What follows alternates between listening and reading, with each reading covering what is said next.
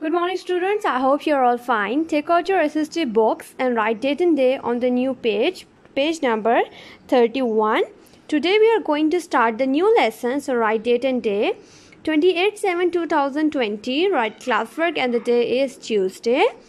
Unit number 8. Some continents. What is the name of the unit? Some continents. ये आपके लिए बिल्कुल new है. सो जब भी मैं इसके साथ मीनिंग्स लिखाऊं तो आप लोग भी लिखें ताकि आप लोगों को अच्छे से याद रहें और बार बार उनको रिपीट करें. ठीक है. सो कॉन्टिनेंट का मतलब है बड़े आज़म. ठीक है. कॉन्टिनेंट मीन्स बड़े आज़म यानी ज़मीन का बहुत बड़ा हिस्सा. कॉन्टिनेंट्स मीन्स बड़े आज़म. I am going to read it for you. A continent is a large mass of land. If you look at the world globe or a map of the world, you can see 7 large masses of land or continents. Can you name them by looking at the world map? Okay. Asia, Europe, Africa, Pacific Ocean, Equator, Australia, Antarctica, Atlantic Ocean, North America, Pacific Ocean, Equator, South America, Antarctica. The largest continent is Asia. Underline Asia. Turkey and Russia. Underline Turkey and Russia are in the west of Asia and both have these countries, some of their parts situated in Europe. Underline Europe. In the south, we have the Saudi Arabia, which is very close to the borders of another continent, Africa. At the eastern end of Asia is Japan, which mostly consists of islands. Consist means मुश्तमिल. ठीक है. Underline islands, and इसके साथ लिखेंगे आप जजीरा. ठीक है. ये भी ज़मीन का हिस्सा है लेकिन ये कॉन्टिनेंट से क्या होता है? छोटा. Asia is populated. Populated means आबादी. Populated means आबाद है. ठीक. Sorry, आबाद. By people of many religions. Religion means मज़हब. Religion means मज़हब. They include, इसके साथ मेरे साथ रिपीट करें, इस्लाम, Christianity, Judaism, Hinduism, Buddhism, Jainism and Taoism. इन सबको आप लाइन को अंडरलाइन कर लें. ठीक है. ये सारे क्या हैं? मज़हब. All of these religions started from Asia and then spread to other parts of the world. For example, Judaism and Christianity both started from the Middle East, especially from the city of Jerusalem. What's the word? Jerusalem. What's the word? Jerusalem. That is why Jews कौन होते हैं? यहूदी. यहूदी. And the Christian pilgrims basically होते हैं जो अपना साजो सामान लेके one who travels to visit the religious places, for example जिन्हें हम कहते हैं हाजी. ठीक है. हाजी क्या है? हज करने के लिए वो लोग एक जगह से दूसरी जगह यानी हज करने के लिए वो कहाँ जा रहे हैं? Saudi Arabia. From all over the world have always been visiting Jerusalem. The Muslims also consider this as a sacred. Sacred means मुक़द्दस या पाक. Sacred means मुक़द्दस या पाक. City because of Al-Aqsa Mosque, Qibla Awwal. Okay. Now come to next page. Asia. Okay, हम पढ़ लेते हैं. Fact to remember. Number of country 44. Largest country China. Smallest country Maldives. Biggest city Tokyo. Highest point Mount Everest, Himalayas. The two highest mountain peaks. Peak क्या होती है? चोटी. Peaks means चोटियाँ. यानी जो पहाड़ की ये पीक होती है ना इसको हम क्या कहते हैं? चोटियाँ. Mount Everest and K2 are situated here. Underline Mount Everest and K2. Asia also has famous rivers like famous rivers हैं Indus, Ganges and Yellow River. It has some very large deserts Sahara, such as the Gobi, underline Gobi, which is located mostly in Mongolia. A part of this desert is also located in China and is called Xiamen by the Chinese. Some of the beautiful wildlife is found in these environments. Environments means mahal. Asia is home to the panda, elephant, tiger, snow leopard, blind dolphin and many other kinds of wild animals. The northern part of Asia is covered with ice and snow. It is called Arctic. Underline Arctic. People who live here are called Inuit. Underline Inuit. They make houses of snow and use reindeer. What's the word? Deer होते हैं ना, deer. इसके साथ क्या लगाते हैं? Reindeer. Reindeer to pull the special type of carts called sledges. Some parts of the Arctic region are also situated in Europe and North America. To the west of the Asia is the Mediterranean Sea. Underline Mediterranean Sea. Mediterranean Sea. What's the word? Mediterranean Sea. At the north of this sea lies the continent of Europe, while at the south lies the continent of Africa. It's a new lesson and difficult words are also here, so I'm going to repeat the difficult words. Continents, Bare-Azam. Continents, Bare-Azam. Asia, Russia, Turkey. Europe, islands, Jazeera. Religions, populated, Islam, Christianity, Judaism, Hinduism, Buddhism, Jainism and Taoism. Jews, यहूदी, pilgrims यानी जो इबादत वाली जगहों पे जाते हैं, religious places पे. Sacred, मुक़द्दस, Jerusalem, Jerusalem. Next page. Mount Everest, K2. Indus, Ganges, Yellow River. Gobi, deserts. Shamo, Inuit, Arctic, reindeer, sledges, Mediterranean Sea. ठीक है, रीडिंग हो गई है. अब मैं आपको क्या कर देती हूँ, एक्सप्लेन. ओके, अब हमारे यूनिट का नाम क्या है? सम कॉन्टिनेंट मीन्स बड़े आज़म. ठीक है, अगर हमने पढ़ा था साइंस में कि अर्थ की शेप होती है राउंड. ठीक है, जैसे कि ये क्या है, अर्थ जो कि किस शेप में है? राउंड शेप में है. एक तरफ से अर्थ आपको ऐसी दिख रही है, दूसरी तरफ से राउंड है. अब हमने पढ़ा था कि अर्थ दो चीज़ों से मिलकर बनी है, water and land. Water and land. अब वाटर है, आप देख रहे हैं कि जितना भी ब्लू कलर का हिस्सा है उसमें सारा क्या मौजूद है? वाटर यानी पानी. इसे हम क्या कहते हैं? ओशंस. ठीक है, जहाँ पानी बहुत ज़्यादा गहरा और डीप होता है. ठीक है, और इसके अलावा लैंड मीन्स ज़मीन. अब वो ज़मीन एक ही जगह सारी जमा नहीं है, बल्कि वो डिफरेंट हिस्सों में यानी टुकड़ों की सूरत में एक मौजूद है. और पूरी दुनिया में कितने ज़मीन के हिस्से मौजूद हैं? बहुत बड़े. कितने हैं जी? 7. ठीक है, हमने पढ़ा कि अर्थ पानी और ज़मीन से मिलकर बनी है. पानी को हमने ओशंस कहा और ज़मीन के हिस्सों को हमने कहा लैंड. और वो सारे एक साथ नहीं मौजूद. फॉर एग्जांपल ये पानी है, फिर ये ज़मीन का एक टुकड़ा है बहुत बड़ा, फिर आपके पास पानी आ जाता है और फिर क्या आ जाता है? ज़मीन का हिस्सा. उसके बाद एक और डिफरेंट कलर है. इसका मतलब है कि एक ज़मीन का एक अलग सा हिस्सा मैस ऑफ लैंड शुरू हो जाता है. दूसरी तरफ से अगर हम अर्थ को देखें तो ये सारे जो डिफरेंट कलर्स में ये सारे ज़मीन के हिस्से हैं. ठीक है, यानी पूरी दुनिया में अर्थ के 5-7 बड़े हिस्से मौजूद हैं जिनको हम कहते हैं कॉन्टिनेंट्स. क्या कहते हैं हम? कॉन्टिनेंट्स. कॉन्टिनेंट मीन्स बड़े आज़म यानी ज़मीन के बहुत बड़ा टुकड़ा, जिसे हम क्या कहते हैं? बड़े आज़म. अब उन्होंने कहा continent is a large mass of land, यानी ज़मीन के बहुत बड़े हिस्से को हम क्या कहते हैं? कॉन्टिनेंट. ठीक है, फॉर एग्जांपल अगर ये अर्थ है तो हमने इस अगर फॉर एग्जांपल सर्कल लेते हैं, ठीक है, तो इसके हम कहते हैं कि इसको हमने 4 पीसेज में डिवाइड कर लिया. ठीक है, सो पूरी दुनिया में मैस क्या है? 1. ज़मीन का एक हिस्सा है नंबर 1. दूसरा हिस्सा कौन सा है? South America. 2. तीसरा हिस्सा कौन सा है ज़मीन का? नॉर्थ अमेरिका हम कहते हैं, वो है 3. चौथा वाला अफ्रीका.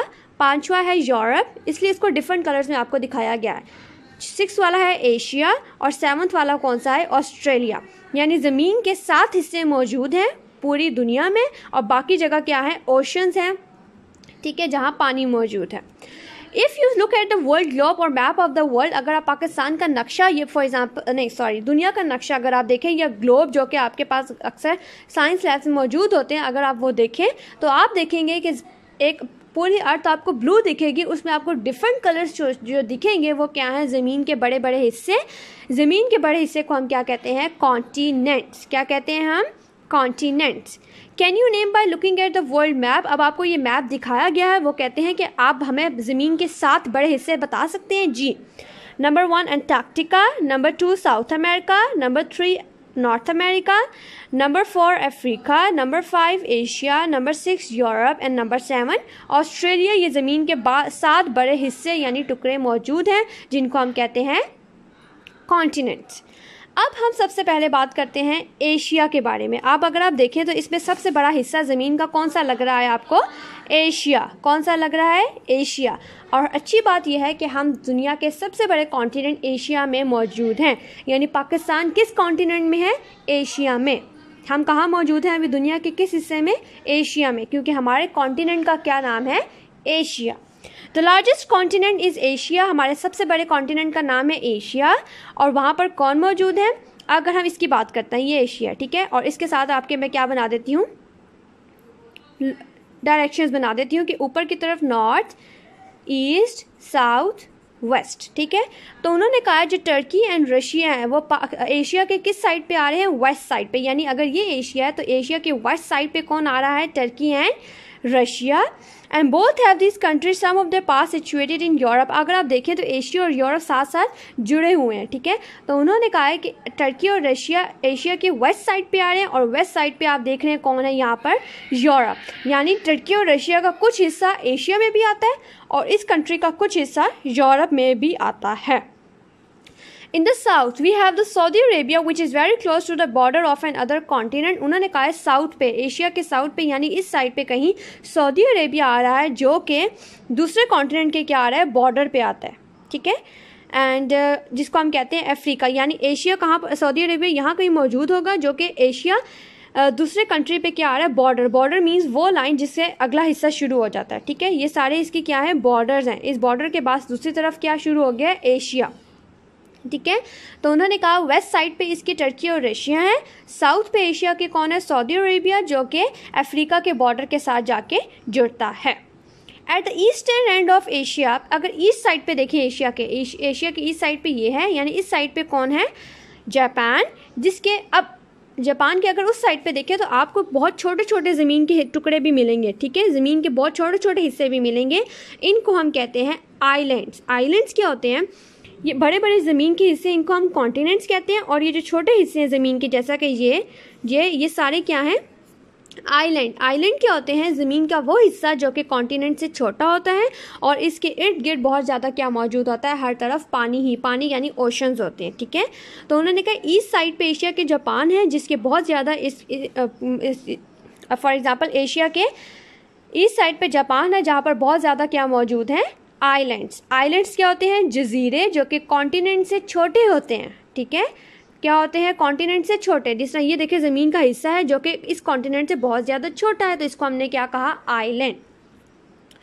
अब आते हैं एशिया के हमने पढ़ लिया कि उसके ईस्ट नॉर्थ वेस्ट साइड पे कौन आता है। अब हम उसके मज़हब के बारे में पढ़ने जा रहे हैं कि एशिया में ज़्यादातर लोग हैं जिनके मज़हब, मतलब एशिया में जितने भी लोग हैं या एशिया में जो लोग हैं उनके बहुत ज़्यादा मज़हब है, ठीक है। यानी हिंदूज़ भी हैं, मुस्लिम्स भी हैं, क्रिश्चियंस भी हैं, ठीक है। Asia is populated by people, यानी एशिया में जो लोग मौजूद हैं वो उनके मज़हब भी हैं, ठीक है। हर एक का अलग अलग मज़हब है। कौन कौन से मज़हब हैं जी उनके? दे इंक्लूड इस्लाम। इस्लाम जो कि हमारा मज़हब क्या है? इस्लाम, ठीक है। क्रिश्चियनिटी यानी जो क्रिश्चियंस हैं उनका मज़हब क्या है? क्रिश्चियन, जो कि हज़रत ईसा पे बिलीव करते हैं। जुदाइज़म यानी जो यहूदी हैं, ठीक है, ज्यूज़ हैं, वो उनका मज़हब क्या है? जुदाइज़म। हिंदुइज़म क्या है? जो हिंदूज़ होते हैं उनका मज़हब क्या है? हिंदुइज़म। बुद्धिज़्म क्या है? जो बुद्धा पे बिलीव करते हैं। Jainism and Taoism. Jainism basically जो है वो क्या है? टॉइज़म जो है वो चाइनीज़ का बिलीफ है। All of this religion started from Asia and then spread to other parts of the world. यानी जितने भी ये मज़हब हैं ये पहले एशिया में मौजूद थे, यानी इस मज़हब को एशिया के लोग यकीन रखते थे। फिर आहिस्ता आहिस्ता जब एशिया के लोग दूसरे कॉन्टिनेंट में गए, ठीक है, तो वहाँ पर भी क्या हुआ? ये मज़हब फैलता गया। For example, Judaism and Christianity both started from the Middle East, especially in the city of Jerusalem. That is why Jews and Christian pilgrims from all over the world have always been visiting Jerusalem. अब उन्होंने कहा यानी दो मज़हब जुदाइज़म and Christianity, ये वाला मज़हब पहले स्टार्ट कहाँ से हुआ? मिडल ईस्ट से, ठीक है, मिडल ईस्ट से स्टार्ट हुआ और स्पेशली यानी कि सबसे पहले जेरूसलम की एक बात करते हैं। जेरूसलम क्या है? एक शहर है जो कि इसराइल में मौजूद है। जेरूसलम की ख़ास बात क्या है कि इसमें डिफरेंट मज़हब यानी मुख्तलिफ़ मज़हबों के मुक़द्दस मक़ामात मौजूद हैं। जिस तरह अल अक्सा मॉस्क मुसलमानों की यहाँ मौजूद है, क्रिश्चियंस की यहाँ पर मौजूद है जहाँ वो इबादत के लिए जाते हैं, और यहूदियों की भी क्या है यहाँ पर मौजूद हैं मुक़द्दस मक़ामात। ठीक है, तो उन्होंने कहा जुदाइज़म यानी जो यहूदियों का बिलीफ है, यूज़ जो बिलीव करते हैं, और क्रिश्चियंस इनका मज़हब कहाँ से स्टार्ट हुआ था? जेरूसलम। ठीक है, इसलिए जब भी हम जिस तरह हम अपनी इबादत या हज अदा करने के लिए सऊदी अरेबिया मक्का जाते हैं क्योंकि वहाँ पर मुसलमानों का मुक़द्दस मकामात मौजूद हैं यानी अल्लाह का घर जिसे खाना काबा कहते हैं। ठीक है, इस तरह जो बाकी मज़हब हैं उनके भी कुछ मुक़द्दस मकामात हैं जहाँ वो इबादत के लिए जाते हैं। ठीक है, तो उन्होंने कहा ज्यूज़ यानी यहूदी और क्रिश्चियंस पूरी दुनिया से कहाँ जाते हैं अपनी इबादत करने के लिए? जेरूसलम, जो कि क्या है? एक मुक़द्दस शहर जहाँ पर हिंदुओं, मुसलमानों और ज्यूज़ के क्या मौजूद हैं? सॉरी, हिंदूज़ नहीं, क्रिश्चियंस, ज्यूज़ और मुस्लिम्स के क्या मौजूद हैं? मुक़द्दस मकामात। ठीक है, पिलग्रिम्स मीन्स यानी इबादत के लिए आप किसी जगह पे जाते हैं। ठीक है, मुक़द्दस मकामात पर जाना। तो कहाँ जाते हैं ज्यूज़ और क्रिश्चियंस? जेरूसलम में, क्योंकि जेरूसलम कहाँ है? एक मुक़द्दस शहर है जहाँ पर इनकी इबादत की जगह मौजूद है। The Muslims also consider this as a sacred city. मुसलमान भी इस जगह को, जेरूसलम जो कि एक शहर है, इसको एक मुक़द्दस जगह क्यों समझते हैं? क्योंकि यहाँ क्या मौजूद है? अल अक्सा मॉस्क। क्या मौजूद है? अल अक्सा मॉस्क, और इसका नाम, इसको हम क्या कहते हैं? किबलाए अव्वल। किबला क्या होता है? जिसकी तरफ मुँह रुख करके हम क्या पढ़ते हैं? नमाज। खाना काबा की तरफ हम रुख करके आजकल हम नमाज़ पढ़ते हैं। ठीक है, पहले क्या हुआ करता था कि पहले किसकी तरफ रुख करके नमाज पढ़ा करते थे? अल अक्सा मॉस्क, इसलिए हम उसको कहते थे किबलाए अव्वल। और ये कहाँ मौजूद है? जेरूसलम में। ठीक है, जेरूसलम में अल अक्सा मॉस्क भी मौजूद है, क्रिश्चियंस की भी इबादत की जगह मौजूद है और यहूदियों की भी मौजूद है। इसलिए जेरूसलम क्या है? एक मुक़द्दस जगह। और ये किस कॉन्टिनेंट में है? एशिया की हम बात करें। किसके बारे में बात करें हम? एशिया की।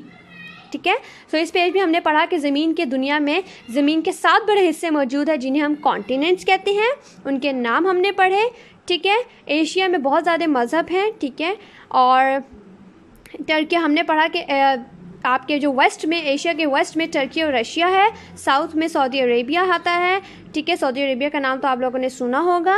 और ईस्ट साइड पे कौन आता है? जापान। ठीक है, और एक मुक़द्दस जगह है जेरूसलम जिसे जहाँ पर ज्यूज़ की भी मुक़द्दस मकामात हैं, क्रिश्चियंस के भी और मुस्लिम्स के भी। फिर अल अक्सा मॉस्क के बारे में पढ़ा, यानी वो किबला अव्वल जिसकी तरफ पहले लोग मुँह करके क्या करते थे?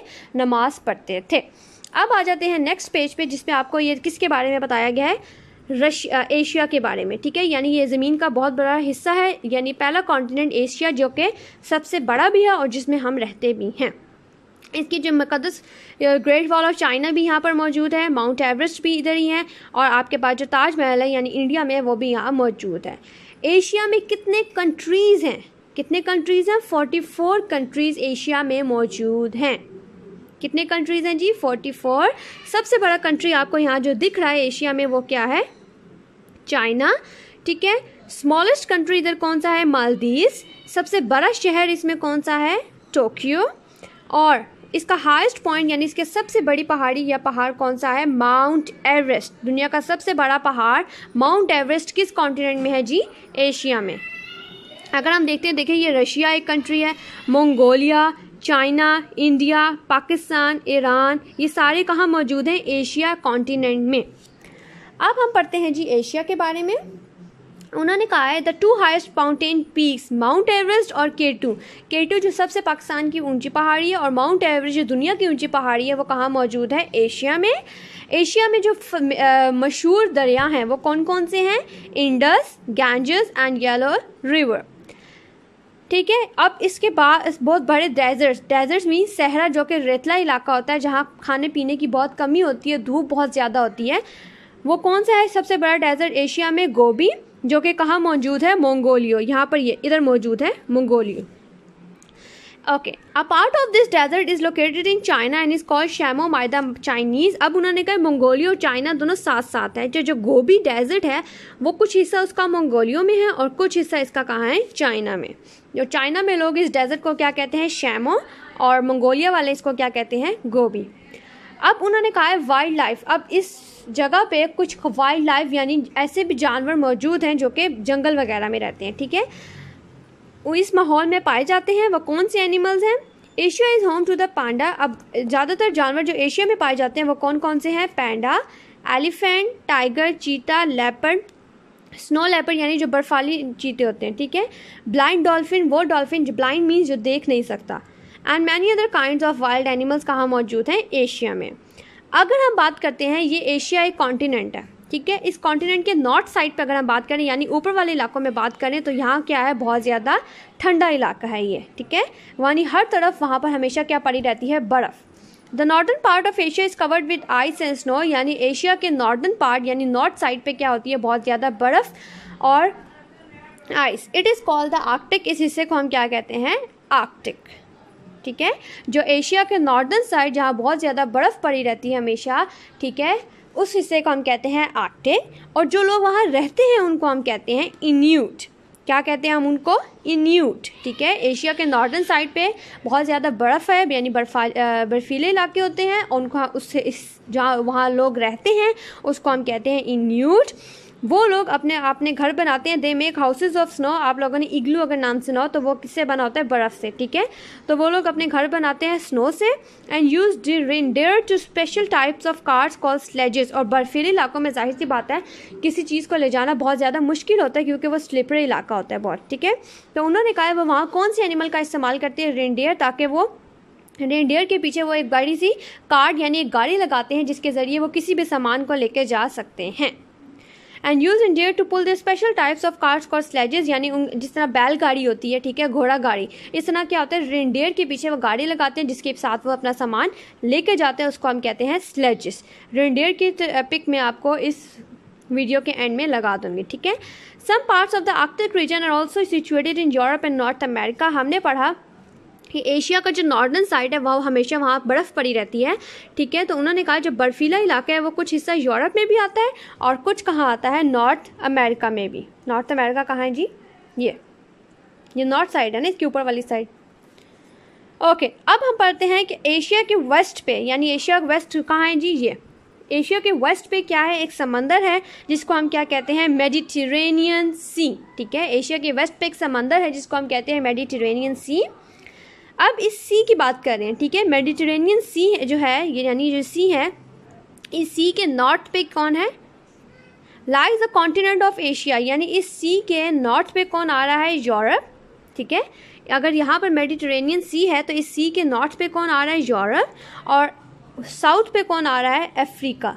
साउथ कहाँ है? नीचे की तरफ। और साउथ पे कौन आ रहा है इस समंदर के? अफ्रीका, ठीक है। सो हमने पढ़ा अबाउट एशिया। एशिया में कितने कंट्रीज़ मौजूद हैं? 44। सबसे बड़ा कंट्री यहाँ मौजूद है चाइना, छोटा कंट्री है मालदीव्स। यहाँ पर 2 सबसे ऊंचे पहाड़ K2 और माउंट एवरेस्ट यहाँ मौजूद हैं। बहुत सारे वाइल्ड लाइफ एनिमल्स यहाँ मौजूद हैं, ठीक है, और रिवर्स भी हैं। ख़ास बात है कि इसके वेस्ट पे कौन आता है? मेडिटेरेनियन सी। इसका जो नॉर्दर्न एरिया है वो बर्फ़ से भरा रहता है, कवर रहता है, जिसको हम कहते हैं आर्कटिक। और जो लोग यहाँ रहते हैं उन्हें हम कहते हैं इन्यूट। और वो कौन से एनिमल का इस्तेमाल करते हैं? रेनडियर, ठीक है। सो ये आप यहाँ तक आपका एक्सप्लेन मैंने कर दिया है। कोई भी प्रॉब्लम हो you can ask me. Take care of yourself. अल्लाह हाफिज़।